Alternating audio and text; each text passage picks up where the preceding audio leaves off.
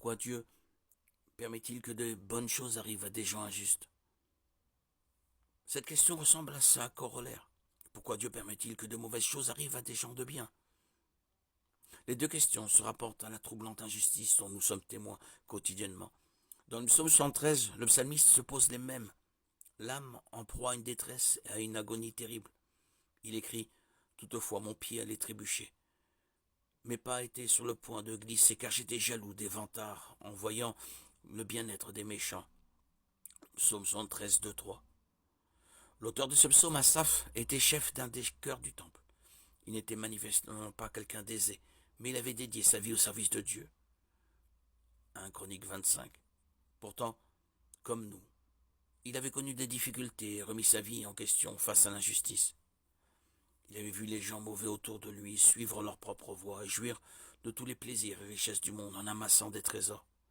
Alors il s'est plaint. Rien ne les tourmente jusqu'à leur mort et leur corps prend de l'embonpoint. Ils n'ont aucune part aux souffrances humaines. Ils ne sont pas frappés comme le reste des hommes. Psaume 73, 4, 5. Asaph voyait ces gens qui semblaient ne pas avoir de problème. Il avait de quoi payer leurs factures. Ils mangeaient en abondance et vivaient dans le luxe.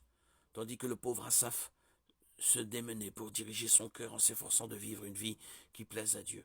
Pire encore, son choix de servir Dieu ne l'aidait pas. Alors il a commencé à envier ces gens. Et même à se demander pourquoi Dieu permettait cela. Combien de fois nous arrive-t-il la même chose qu'à Asaph? Nous consacrons nos vies au service de Dieu, puis nous voyons les méchants et les impies qui nous entourent obtenir de nouveaux biens, de belles maisons, des promotions et de beaux habits, alors que notre propre budget est serré.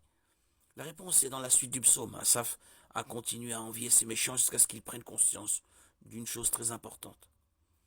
Quand il est finalement entré dans le sanctuaire de Dieu, il a compris leur destinée finale. Quand j'y réfléchis pour comprendre cela, la difficulté a été grande à mes yeux, jusqu'au moment où je suis entré dans le sanctuaire de Dieu et où j'ai prêté attention au sort final des méchants. Oui, tu les places sur un terrain glissant, tu les fais tomber dans les ruines, et voilà, en un instant ils sont détruits, ils sont disparus, anéantis par l'épouvante.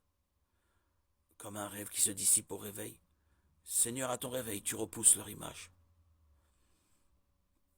Ceux qui ne jouissent